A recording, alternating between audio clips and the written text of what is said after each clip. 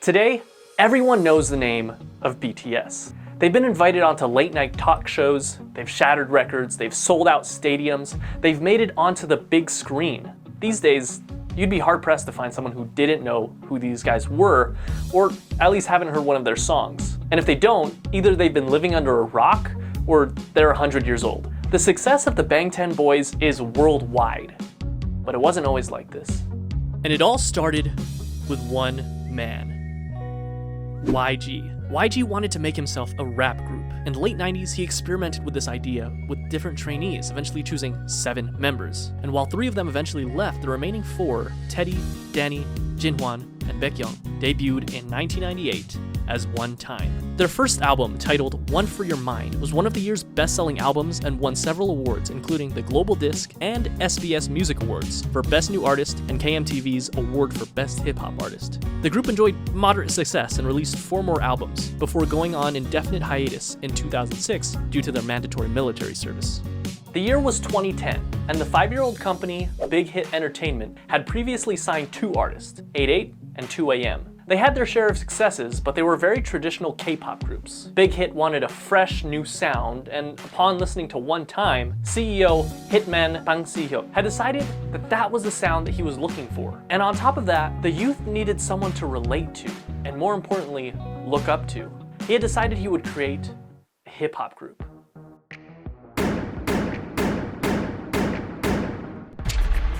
At 15 years old, Kim Namjoon auditioned for a certain Big Deal Records, which he completely botched, forgetting the lyrics to the song he was performing. Afterwards, fellow rapper Sleepy recommended that he try auditioning at another label, Big Hit, and even put in a good word for him to one of the producers there. At age 16, Kim auditioned in front of Bang Si-hyuk himself, and instantly impressed him. He was offered a deal with Big Hit on the spot, which Kim accepted and became a trainee, officially choosing a name for himself, Rap Monster, destined to become the leader of the newly created group. Now that a fearless leader was chosen, they needed more members.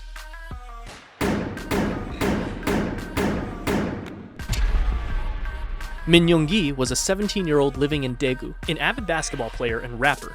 He had been interested in music, especially rap, from a very early age, and despite his parents' disapproval, started performing as a rapper while still in high school. He quickly gained attention as a rapper and producer in the underground hip-hop scene. One day he saw a flyer for a rap competition called Hit It and decided to participate. And although he only placed second, the company hosting the competition, you guessed it, Big Hit, decided to sign him on as a producer. Hitman Bang spoke with him afterwards, convincing him to join a newly created hip-hop group. He told him to just focus on rapping and assured him that he wouldn't need to dance.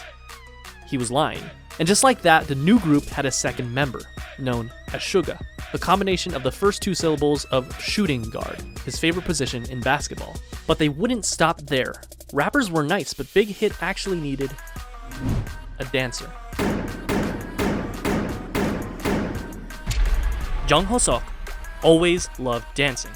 He was in the starting lineup of the dance crew Neuron in his hometown, Gwanju. He was good at it too, winning several local championships and even winning a championship at the national level in 2008. When he decided to audition for JYP Entertainment though, after a few rounds of auditions, he was cut. Fortunately, he didn't give up and went to his second option, a smaller, lesser-known company, Big Hit Entertainment. His dance skills and strong understanding of rhythm made him an instant favorite, and he was signed on as J-Hope. Not only that, but they saw potential in him to become a rapper, which at this point he had little experience with. However, J-Hope quickly felt that he wasn't a good fit and decided to leave Big Hit until RM convinced both J-Hope and Big Hit that the group wouldn't be complete without him. He was right. 아니 근데 형 항상 종호서 와야 된다고. 종호서 안 오면 진짜 안 된다고. 멤버 그냥 믿고 간 거야 나도 그냥. 오래 했고 멤버 보고 왔어. 멤버 보고 왔어 진짜. 근데 나는 진짜 네가 With the addition of J-Hope, the rap line was complete. Now they needed some singers. Now, just like how RM, an amazing rapper with a ton of experience, was chosen as the first official member of the rap line, it would only make sense that a legendary singer and dancer would be the perfect first member of the vocal line. Right?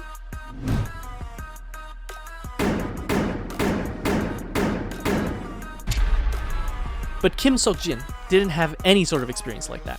Believe it or not, one day when he was walking on the streets of his hometown, Anyang, he was approached by a representative of SM Entertainment with an offer to work for the company. In typical Jin fashion, he never followed up with them because he believed it to be a scam. Apparently, Jin was a very good-looking guy because years later, this time as a college student in Seoul, he was once again approached on the street, this time by an executive at Big Hit Entertainment.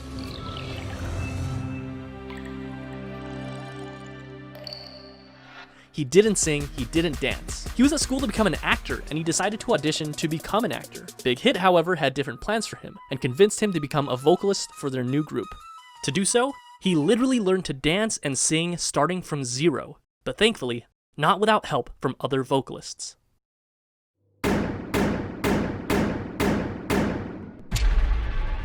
Jung Kook initially had dreams of becoming a badminton player when he was young, but after seeing G-Dragon perform Heartbreaker on television, it influenced him to want to become a singer instead. Because of this, at only age 14, he decided to audition for the South Korean talent show, Superstar K. He didn't pass auditions, but this was just enough to catch the eye of not one company, not two companies, but 7 different companies. This included JYP, FNC, Woollim, Starship Entertainment, TS, Cube, and of course, Big Hit Entertainment. So why did Jungkook, given the choice of all these bigger companies, decide to go with the relatively smaller company, Big Hit? The answer was simple. Because he thought, and I quote, RM was cool, so I wanted to sign with them. That brings the number of members to 5. The next member of BTS was just as surprised to find Big Hit as Big Hit was to find him, and it almost didn't happen.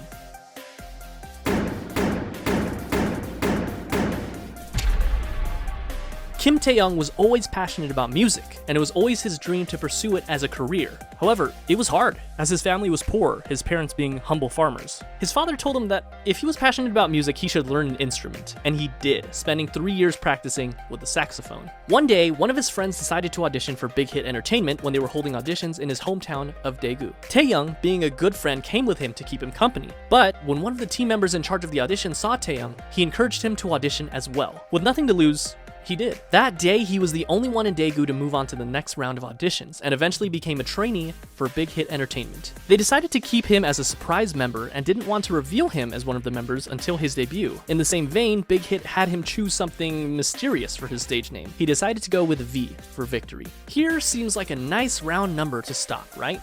6 members for a new hip-hop group, 3 rappers and 3 vocalists. It seems like a complete group, but still there was something missing. Someone was missing. Someone that could take this already great group of artists and push it even further to achieve perfection. A powerhouse. Someone so naturally talented that they could stand out in a room full of already talented artists. This project that Big Hit had embarked upon needed a capstone.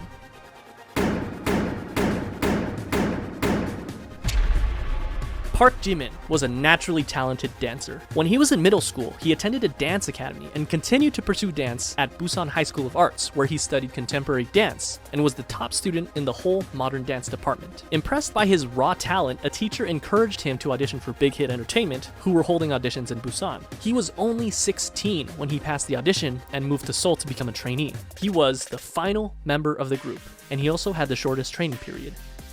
What's interesting to note is that the group feels very much ragtag because in a sense, with the exception of Jimin, it was. RM and J-Hope only auditioned for Big Hit because they didn't pass their auditions with the first company they chose. And despite their amazing talent, Suga and Jungkook didn't win the competitions they were in, but they signed on to Big Hit after the fact because of their high quality performances. V never even planned on auditioning and just decided to do it on a whim. And they literally just found Jin on the streets, but perhaps it was fate. Because this was the group that they chose. And just like that, in 2012, the newly created Bangtanso년dan, the Bulletproof Boy Scouts, or simply BTS, was 7.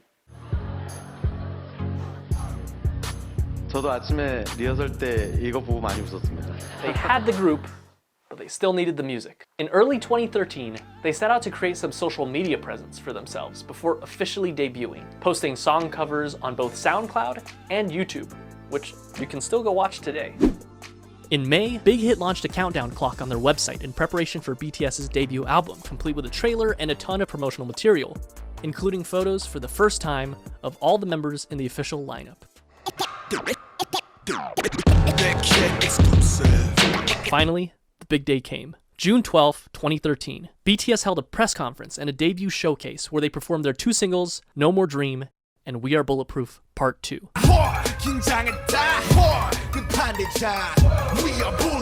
The same day, the Too Cool for School album, as well as the music video for No More Dream, were released.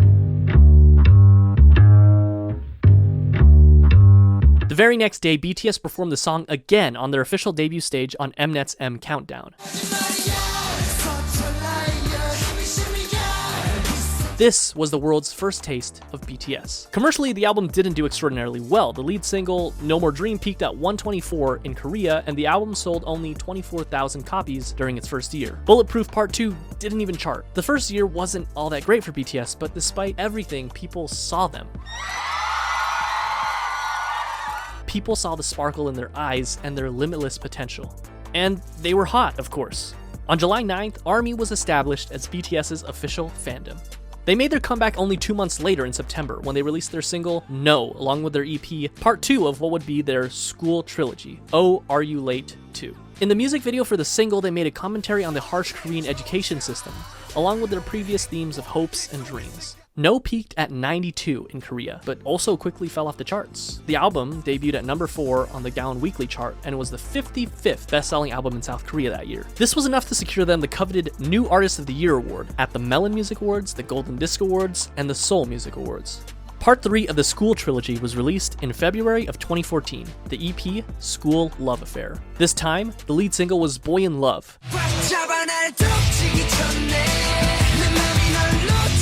and the other single being Just One Day.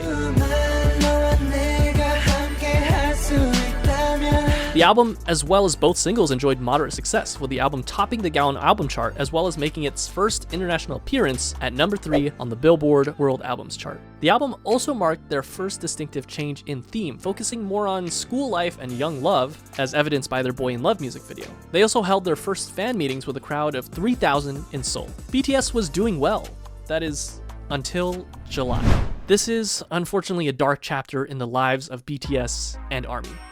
That's right, American Hustle Life. I'm joking, of course, but American Hustle Life was a reality show put together by Mnet that brought BTS to Los Angeles, where they had the unique opportunity to learn the true ways of hip-hop from the masters. And it was a pretty darn cringy opportunity, but an opportunity nonetheless. Whatever you do, just don't watch the Warren G version of Boy in Love. You've been warned. However, cringe and all, the trip proved fruitful for BTS, making connections, performing their first US concert for free in front of 200 fans, as well as their first appearance at KCON. The next month, in August, BTS released their first full-length studio album, Dark and Wild. The album featured 2 singles, Danger and War of Hormones. The album featured a marked shift in sound with a touch of R&B and electronica. It was met with moderate success. It peaked at number 2 in Korea, selling over 200,000 albums. In October and again in May of the following year, BTS went on their first and second concert tours, known as the Red Bullet Tour, where they visited 13 different countries, including Japan, the Philippines, Australia, the US, Mexico, and many others. They also came out with their first Japanese album in December, Wake Up, featuring many Japanese versions of their songs as well as original tracks Wake Up and The Stars, followed by a Japan tour and a solo concert in Korea.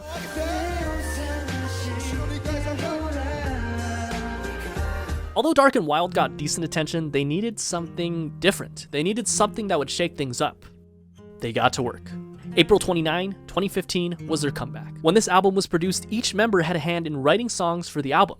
They again changed their sound, from aggressive hip-hop to youthful, colorful styles. And not only their sound, but their image as well. This can be evidenced by their newest EP, The Most Beautiful Moment in Life. And just by looking at the album cover, they ditched the dark colors and the bulletproof vest symbol that had become so synonymous with BTS, and replaced it with a simple white and pink background overlaid with the title. And then, they dropped the single that would change everything. I Need You. I need you, girl. It was sentimental, it was hopeful, it was new. Just by looking at the music video, we can see that BTS has also ditched their punk bad boy image and replaced it with a more real, vulnerable, down-to-earth, and youthful feel. This proved to be the change that BTS needed for mainstream success. Billboard called it one of the greatest K-pop songs of the decade. It charted at number 5 in Korea, and even led them to their first music show win on SBS MTV's The Show. And that wasn't all, they released their second single, Dope, on June 24th, which started off with a poignant line from RM. 어서 와. 방탄은 처음이지? Welcome. Is this your first time with BTS? And you know what?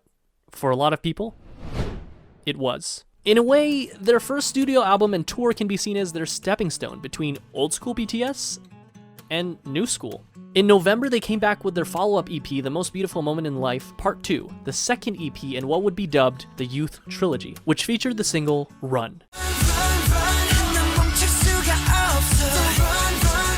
The album focused even more on the frivolity, friendship, and carefree attitude that comes with enjoying one's youth, but just like in I Need You, contrasted that with suffering, depression, loneliness, society, and the stark and sometimes dark reality of life. Compare this with the far cry of the No More Dreams music video. It felt real. It was darker, grittier, more humble, more meaningful, and most importantly, RM lost his mohawk.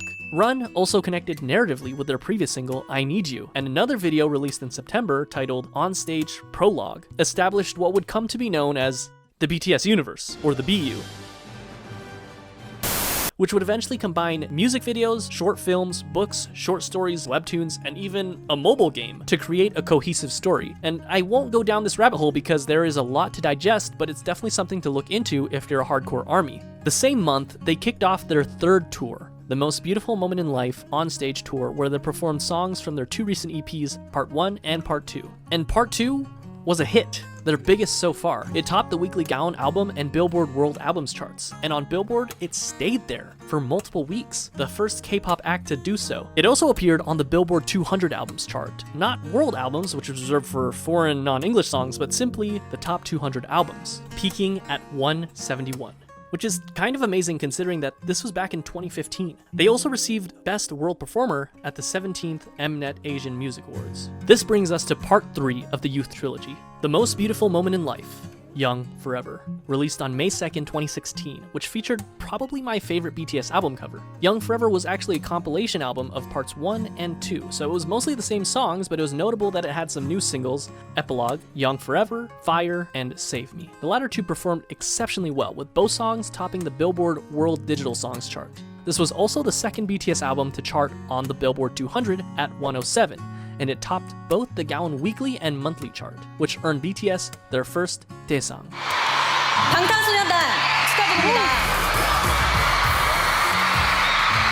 Album of the Year at the 8th Melon Music Awards. They went on to do the second half of their tour, The Most Beautiful Moment in Life on Stage Epilogue, selling out many of their concerts and even selling out KCON in the US where they headlined the event. In September, they dropped their second Japanese album, Youth, featuring Japanese versions of tracks from their previous 3 EPs, which went gold and peaked at #1 on Japanese charts. And only a month later, in October of 2016, it happened. BTS dropped their second studio album, Wings. It sold over 500,000 copies in its first week. In comparison, The Most Beautiful Moment in Life Part 1, released just the previous year, which topped the Gaon chart, sold about 500,000 in its entire lifetime. Wings was big, but the true showstopper was its lead single, Blood, Sweat, and Tears, which got them their first all-kill, topping 8 music charts in South Korea. Its music video gained 6 million views in the first 24 hours, which broke the YouTube record for the highest number of views of a K-pop group music video within 24 hours. The album hit number 26 on the Billboard 200, the highest ever charting K-pop album on Billboard. They ended up selling 1.5 million copies in South Korea in 2016 alone, and it netted them the Artist of the Year award at the Mnet Asian Music Awards that same year, the first non-Big 3 artist ever to receive that award. 수상자는 방탄소년단.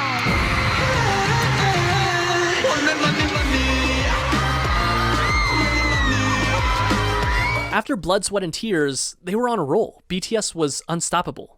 In February of 2017, they released the instant hit Spring Day, which, quoting a Korean reviewer, embodied nostalgia and sorrow and opened a new chapter in BTS's aesthetics and lyricism and attracted fans across generational boundaries. Which, by the way, is still on Korean charts after nearly 4 years, and the same day I'm writing this, it ranked number 53 on Melon. It won Song of the Year at the 9th Melon Music Awards. After the release of Spring Day, they went on yet another tour, the 2017 BTS Live Trilogy, Episode 3, The Wings Tour. The tickets sold out within minutes, including in the United States, the first K-pop artist to do so, and went on to win Best Social Artist at the Billboard Music Awards. The first for a Korean artist, but they would go on to win this award 4 years in a row. The next year was a period of massive growth for both the group's popularity as well as their style. They released the Love Yourself series, starting with Love Yourself Her in September of 2017, Love Yourself Tear in May of 2018, and Love Yourself Answer in August of 2018. 3 albums that gave us some of the most classic BTS songs that we know and love today, such as Mic Drop, Fake Love, Euphoria,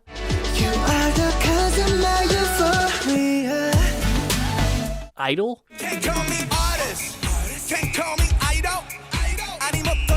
and of course, all 3 albums were commercial successes, Her being their first album to top 2 million album sales. But Tear and Answer also did equally well. These 3 albums, as well as their Japanese album, Face Yourself, proved that they weren't done yet, not even close. During this time, they shattered countless records. Their singles went platinum, they topped charts, they won awards. And not only did they break YouTube records, but they broke records that they themselves set again and again and again. This is the period where BTS really started enjoying global recognition, working with huge Western artists such as Nicki Minaj, Designer, and Steve Aoki. It wasn't their first time having international features on their songs, but it was definitely the biggest. And even though they were already, without a doubt, the biggest act to ever come out of South Korea, they had their eyes set even higher. They went on tour once again for the Love Yourself World Tour. During this tour, they collaborated with Steve Aoki to make the song Wasted on Me. Wasted on me, wasted on me. Notable for being their first all-English feature, and it also served as a jumping-off point for BTS to gain a following of English speakers. Not that they were Map of the Soul Persona. First things first, you can't mention Map of the Soul Persona without mentioning Boy With Love. It was simple math. What do you get when you cross the singer of one of the best charting songs of all time that went platinum 59 times in 13 different countries with, without a question, the most globally dominant pop group of all time? Well, you get this.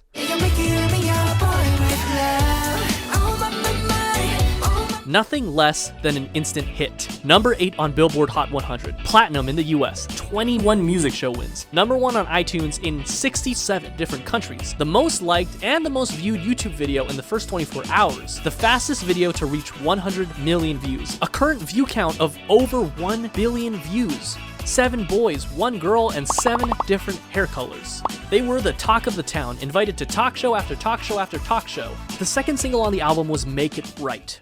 Oh, I can make it right. Written by Ed Sheeran himself, including a version featuring Lau. The album debuted at number 1 on Gaon and sold 3.2 million copies its first month, and that's only in Korea. It became the best-selling album in South Korea ever. It swept every major Korean music show, winning Album of the Year in each one of them. They followed up this legendary EP with the Love Yourself, Speak Yourself World Tour, where they sold out both the Rose Bowl and the Wembley Stadium in only an hour, the only non-English speaking act to do so. They even performed as a solo act in Saudi Arabia, the first foreign act to do that. The last stop of their tour was at South Korea's largest venue, the Seoul Olympic Stadium. They ended up grossing $200 million.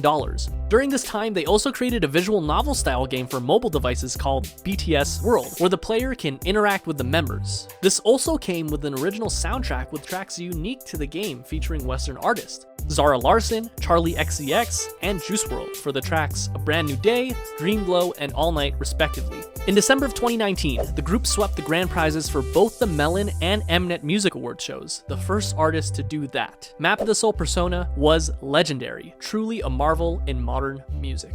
So, how could BTS follow up the best-selling album in South Korean history, you may ask? Easy. Make an even better selling album. And that's what they did with Map of the Soul 7. The album was released on February 21st of 2020, featuring the singles Black Swan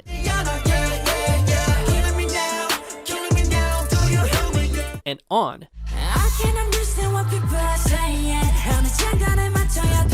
and sold over 4.1 million albums in just the first week, and the first Korean album to be certified as quadruple million on the Gaon Music Chart. It debuted at number 1 on music charts all over the world, including the US, Korea, the UK, Japan, and much of Europe. It's not an exaggeration to say that this album left a permanent mark on the world, launching BTS into legendary status and becoming the best-selling artist in South Korean history. BTS had scheduled a Map of the Seoul tour for April of that year, which would have undoubtedly outsold their record-breaking tour only a year prior, but unfortunately, the COVID pandemic caused the entire tour to be postponed, including the show at the Rose Bowl, which I was supposed to attend. But that didn't stop BTS, who performed virtual concerts, spoke at the Dear Class of 2020 graduation event, and released the Japanese version of their recent album with an original Japanese single, Stay Gold. Stay gold.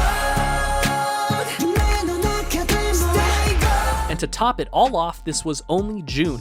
At this point, it was clear that BTS had already dominated their home turf, and they had topped the music charts all over the world. This time, their sight was set for the very top.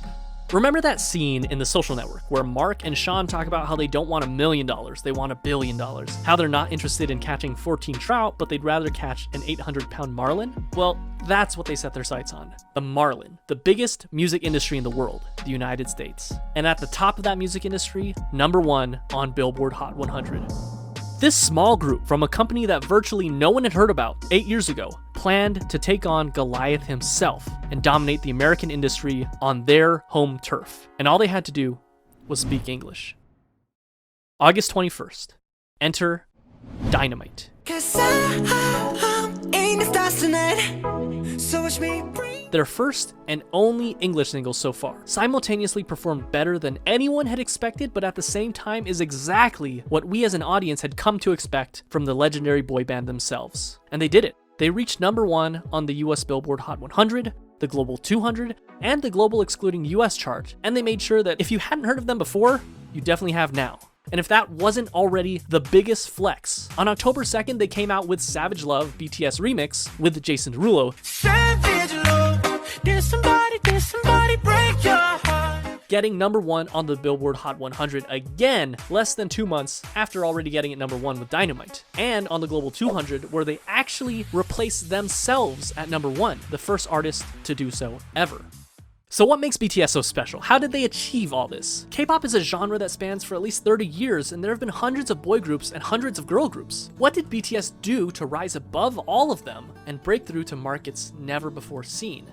Historically, the boy band industry has been dominated by white English-speaking bands. And the fact that BTS has not only held their own, but blew any sign of competition out of the water on a global scale can be attributed to nothing less than their talent, hard work, and a bit of a 1 in a million miracle. They did it through their own blood, sweat, and tears, so to speak. Around the world, we see that boy bands have pretty much fallen into obscurity, but BTS is thriving. And though I've stated this all before, it's worth saying again, in contrast to other bands who would sing about romantic relationships with girls and what some would call predictable bubblegum pop tunes, BTS is continuously pushing the envelope and changing their styles. According to an article by Vulture.com, they describe this style as much less a successor of the Backstreet Boys and more of the successors of Michael Jackson, whose choreography and charisma were unprecedented. While of course there's a lot of love for the angelic vocals of BTS, rap has also played a very important part in creating their own style. In stark contrast to the typical boy band where every member sings, it's so refreshing when you're in the middle of a song and you hear RM's raw rapping skills, J-Hope's energy, or Suga's soul put into every single line. Interestingly enough, at the first glance, it seems that the success of BTS was miraculous, despite not being part of the Big Three, but it can also be argued that their success was because of their separation from the Big Three. Their label, Big Hit Entertainment, whose founder emphasizes artistic freedom more than anything else, allowed them to make their own sound.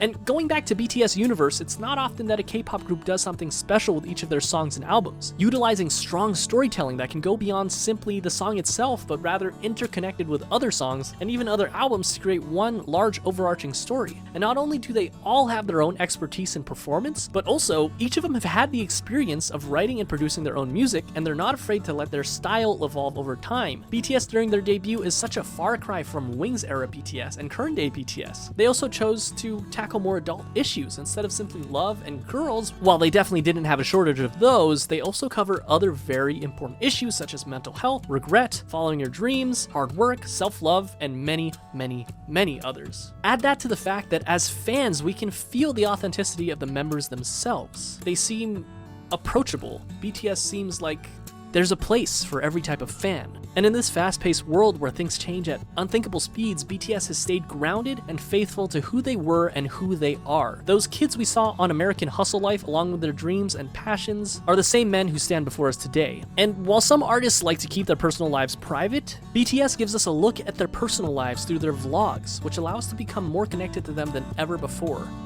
What is truly amazing is that, with the exception of just one single, they're doing this all while singing in their native tongue, Korean. Their music holds so much power that it literally breaks through the barriers of language. And no, they're not done yet. Today, November 20th, they're releasing their 5th studio album, B.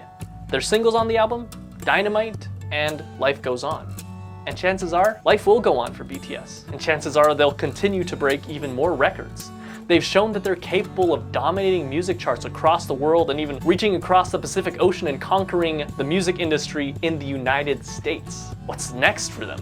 Mars? In any case, they've only started in 2013 and BTS is as strong as it's ever been. As far as we know, they will only continue to light it up like a dynamite.